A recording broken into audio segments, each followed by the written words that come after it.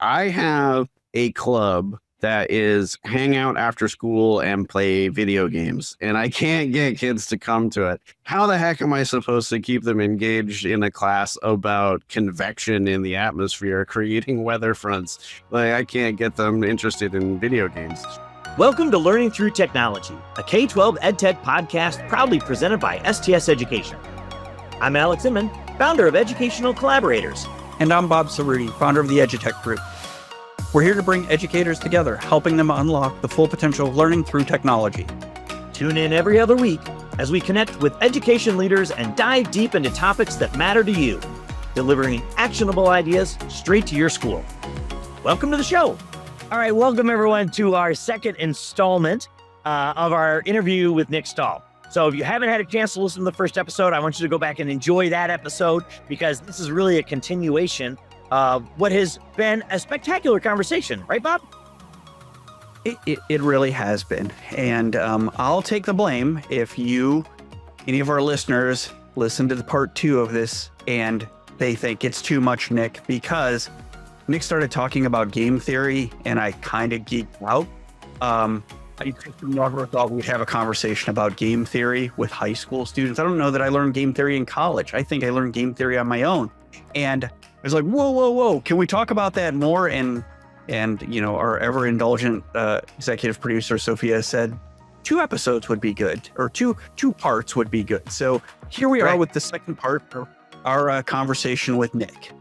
Just so Bob could nerd out. All right, let's get into this. I have this question that's going to kind of take us back to esports, though. You started with, you were the guy who wouldn't say no to a club. You would help with this club and that club. So I'd like you to tell us a bit. I mean, the whole idea of these clubs is for student engagement. So they have something to do in school that, not all of us were academics in school. Right, Alex? Alex was at the front of the class. Never mind. Bob wasn't an academic. I just want to make sure that we're clear on that. Yeah. Or out the door, right? I might have skipped a class or two, but I'd like your thoughts on how does esports as an engagement tool, by number of students or, varying degrees of engagement compared to the other clubs that you were an advisor for? Yeah, well, so it really started 2019 for reasons I'm sure everybody can guess. That we saw that any kind of goal-oriented club or organization was still doing okay, getting kids engaged, keeping their rosters filled for traditional sports because they had competitions, championships to try and work towards. And like the theater program had their shows and their performances that they were working on. NHS and Key Club, even academic kind of clubs, they still had a goal that they were working towards. But all of the clubs that we had that were just students hanging out after school, sharing something that they were interested in,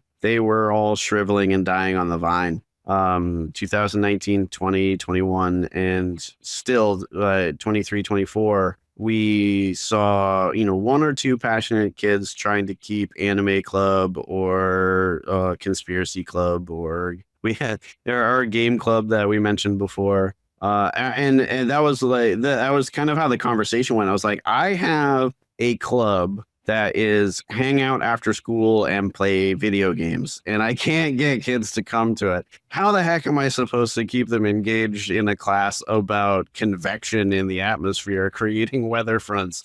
Like, I can't get them interested in video games. So yeah, that's kind of what happened. Our casual clubs, I don't know what the answer is going to be for that. I think the jury's definitely still out on why that's happening. If it's COVID, if it's social media, if it's just some sort of change in the way the human brain works. Those clubs don't seem to be doing so well. And I don't think that's a Hermon story. I don't think it's a Maine story. I think it's probably a global story for the most part. So I get that from the club side. And then I like that approach that you had for goal-oriented stuff. Do you find that, you move towards these STEM toys, tech tools, the opportunity to play, and then next semester moving into the game theory? Are you finding that is in the classroom bringing that level of engagement that you want the students to have? Are the students feeling this? Yeah, so a little bit of a catch-22, I guess. Like the students who are taking it are having a great time. They're really locking in on the idea to create, to play around. It helps that these classes don't really conform to so like for instance, most of my other science courses, we don't follow NGSS like letter by letter. So we can wiggle around, but we are informed by NGSS, and that sets like kind of the pace, right? Even the freshman science classes, the amount of content that we have to cover freshman year to keep those kids on pace for where they're supposed to be as a sophomore. When they get ready to take a standardized test, there's certain things that they're supposed to have covered as a freshman, as a sophomore, as a junior. So STEAM powered science, we don't have that. We can take the time to explore, like if kids really get into 3D design, I can throw another week or two playing around with Tinkercad and making 3D designs and go past like the really basic shapes into more advanced stuff anytime we want. And I don't have to worry about, oh crud, we never even got to app development, and they're going to have to take the app development SATs at the end of sophomore year. But that's not really a thing. So yeah, it gives them more time. Let me get this straight. If you teach kids interesting things that are not dictated by somebody who doesn't know how to teach, they're more engaged and they learn skills that are useful. Sounds like crazy talk to me, man. Sounds crazy. Okay, just promise you're not going to start giving me the whole we should teach them how to do their taxes and how to drive stick shift and stuff like that, because that's a whole different argument. That's a different episode. No, I was a science kid. I was engaged in science. I liked science, went on to study engineering, but there are parts where you're teaching to the book or the test or the whatever, because that crud happens in real classes, right? We have to get to this material before end of course exams or before state testing. And it's a real clock that moves you off of stuff that is engaging students and pushes you into the next unit or the next topic. And my checkered educational past says that if I had a teacher like you, I would have been there. I would have been interested. I would have stuck with it. I did, for the record, graduate, but I would have been much more engaged, is I guess what I'm getting at. Now I'll let Alex, mock that. No, actually, I taught most of the classes that I taught were electives. And I must admit, I did like doing electives a lot more than the sort of core curriculum, because the core curriculum has there's a greater expectations of the standard than where you need to be, as you're saying, Nick, right? In their development. And though I understand why that exists, it limits your flexibility to really follow the curiosity of the class, right? Mm-hmm. And that can be pretty magical, right? When you've got students who are very curious about something, there's a way to bring an energy and a focus and an effort to their work in the class that's a little harder when you're letting something that's outside of them drive the pace of the class. And I think to some degree that's kind of what game theory does, is it create conditions under which the students are going to bring that curiosity, that energy, that effort to thinking. And it's harder to run a course with that kind of pace, where that is what drives where you spend your time, when you have, curriculum and standards benchmarks that you have to hit. Yeah. So, I mean, when I was going through my teaching degree as kind of an old guy, I don't know what you would call a non-traditional learner. I've only been at this for about 8 years. But there was a huge push for, student-driven learning, give them a problem and give them some resources and let them kind of play around with how to solve that. That takes time, though, that takes a long time. And I don't know, I feel like I'm definitely still figuring out what I think the answer is, because, sometimes that is a total dumpster fire when I give kids, for example, one of the things we do in Earth in Action is density, seawater, right? we say when you take a fluid and you heat it up, it becomes less dense. So it tends to float to the surface in a bunch of similar material. And then if you cool something down, it gets more dense and it sinks to the bottom. Yeah, sure, no problem. And then they say, okay, but if you add salt to a fluid like water, it becomes more dense and it sinks. And if you take salt out, it becomes less dense and it tends to rise. So at the equator, we've got both things happening because of evaporation. The sun is heating up the equator. It's making it really hot. The water's all evaporating. So the water's getting warm from all that heat from the sun, but it's also becoming more salty because the fresh water is evaporating, leaving the salt behind. So I give them that problem. I'm like, so what's going to happen? Is the density of this water going to go up or is it going to go down? And here's a bunch of hot plates. Here's some glassware and some water. Here's a bunch of salt. And like you work with your group, you figure out an experiment to find out. And, they get a few class periods to come up with an experimental design, conduct the experiment, and then form a conclusion. What do you think is more important, temperature or saltiness? And we do that twice a year because it's a semester long class. And sometimes that's brilliant. And sometimes it's a total train wreck. So it's hard to predict that sort of stuff. And I also sometimes you got to learn boring stuff. Like that's a thing that's going to happen throughout your life. So my answer to the why are we learning this question is usually like you're thinking about it the wrong way. Like you're not learning about the mitochondria as the powerhouse of the cell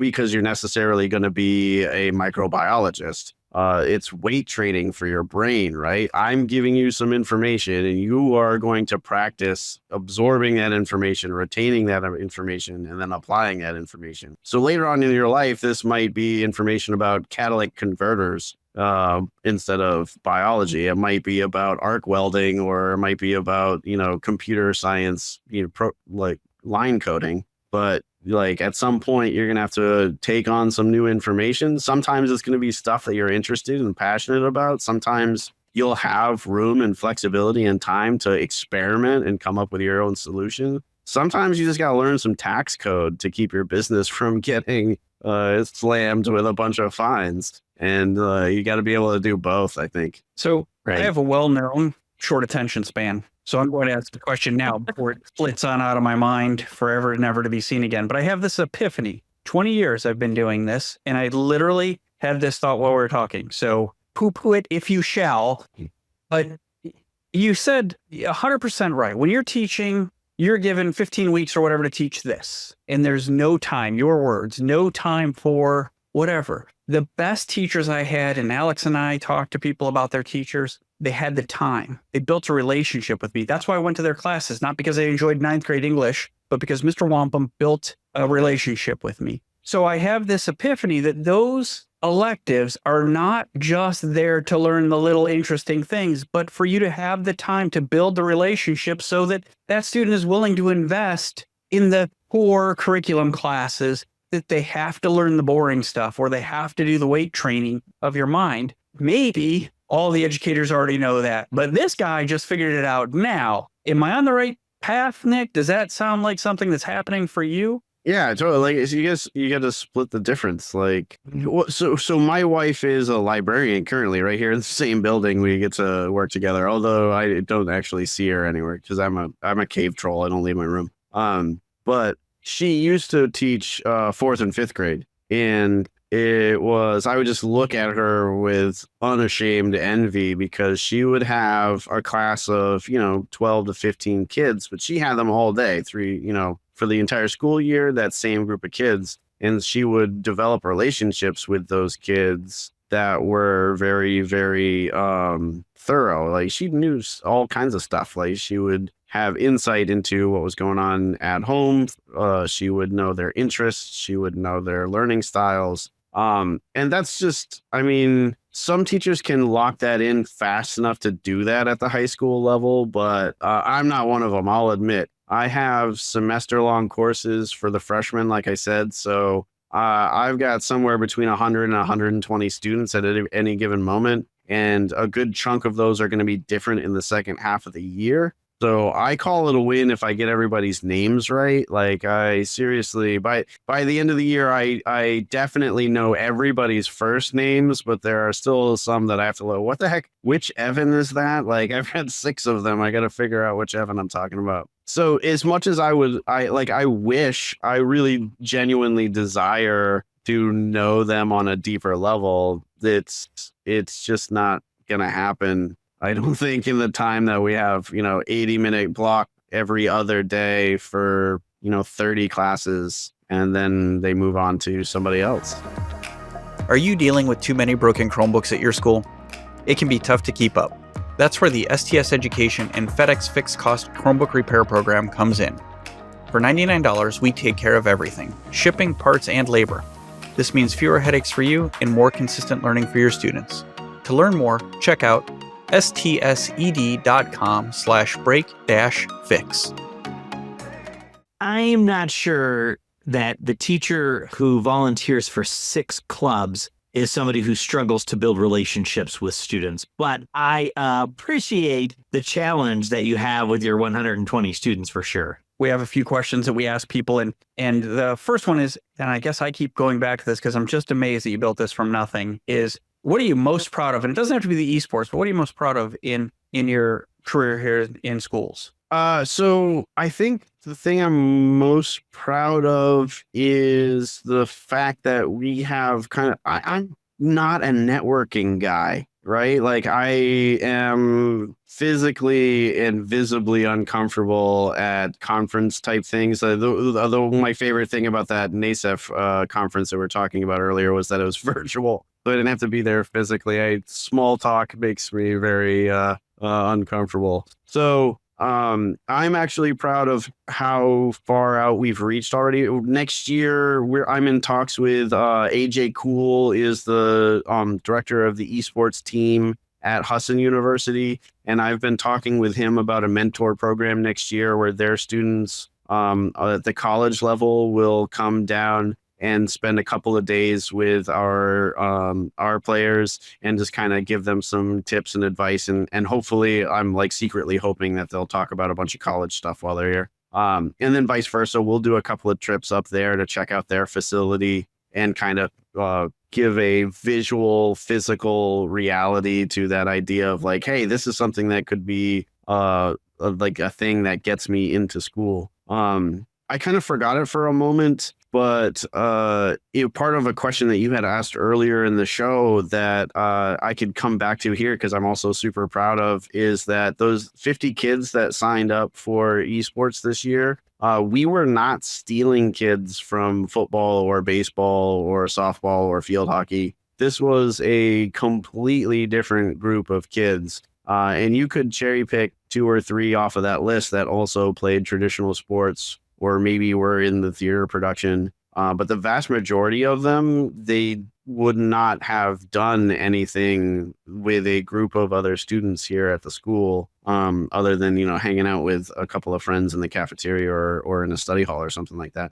So we were tapping into a completely unserved community. And I'm hoping that will continue to be true, and it'll just get bigger. It's one of my favorite pieces of esports stories. We hear that a lot, actually, is that the people who are drawn into it are the people who are currently not really engaged in many other activities. And so it's a pretty exciting thing. So Nick, it sounds like you've got a pretty creative and supportive principal, which is amazing. But if money were no object, right, like you had all the funding that you could need for a passion project, you're a pretty creative educator. I'm curious to know, what would your passion project be if money were not a challenge? Our biggest problem right now already, as weird as this sounds, like I said, year 0, we're a baby program, still very much figuring out how this is going to work. But our biggest problem is space already. We have a cool little space. It's right next to the library. It's actually part of the library. It's called the Fishbowl because one whole wall is just giant picture windows. And then there's 10 gaming PCs in there and 4 Nintendo Switch consoles. And if somebody showed up in a truck and gave me 10 more gaming PCs to get like 2 more teams running, I wouldn't have anywhere to put it. Like they'd stay on the truck. I'd find a place to stash them until I could figure it out. Don't get me wrong. But yeah, and that's not an easy problem to fix because like I said, our school is growing every year. So we're struggling to find classroom space for students. So me asking for a larger gaming den is as much as Mr. Walsh would probably try to support that idea. I think that's going to be a hard ask. And I don't know how that's going to play out over the next few years. That's definitely there are plans, I know, for renovations and improving and making that space. It's already gone from an empty storage space basically to a semi-legit esports lab. I'm pretty proud of it. I'm sure it would be embarrassing to compare to some of especially the college level esports facilities, but we're coming along pretty nicely. But it's small and fitting another 20 kids. If all those freshmen who signed up for next year actually show up, I'm not going to have anywhere to put them. Our sponsor for this podcast, STS Education, they put together a mobile stadium that they have in like a big trailer. Oh, wow. And it is so cool. And so they'll bring it over to schools that don't have, like a dedicated facility and then run esports competitions there. It's a ton of fun. Now they're in Southern California, so it's a little easier for them to like toss the awning and set up some tables and have half the people outside and half people in the trailer. You can do that in the summer in Maine, but you're not doing that for your winter sports. Eastward tournament. Yeah, and it would be scary as heck to schedule in Maine because our weather is infamously unpredictable. You could literally be pulling into the parking lot, clear skies, sunny and beautiful, and then we could have a raging thunderstorm half an hour later. Nick, this brings us to the last question that we ask everybody, and there's no pressure or anything, but my win streak continues if you answer it correctly. So, favorite or most influential teacher? Who is it and why? Mrs. Letty was my English teacher in high school, and she made us read. There's no question that we must have done grammar and spelling and all of that stuff because you have to, but mostly we just read really great books. I didn't realize it at the time, but we read a ton of books. My brother, by comparison, my younger brother went to a different school in Louisiana, and I was just shocked. All 4 years of high school, they never read a single book. They did excerpts, paragraphs for reading comprehension, but mostly it was just like punctuation, spelling, grammar, and they just never read anything. But Mrs. Letty was a very welcoming and open person, and she just kind of exposed us to great stuff. Beowulf and Catcher in the Rye, you name it. Like we were hitting some awesome stuff. All right, Nick, I know Bob said last question, but have you listened to any other episodes of this podcast? It's okay if you have not. I have not. This is okay. All right.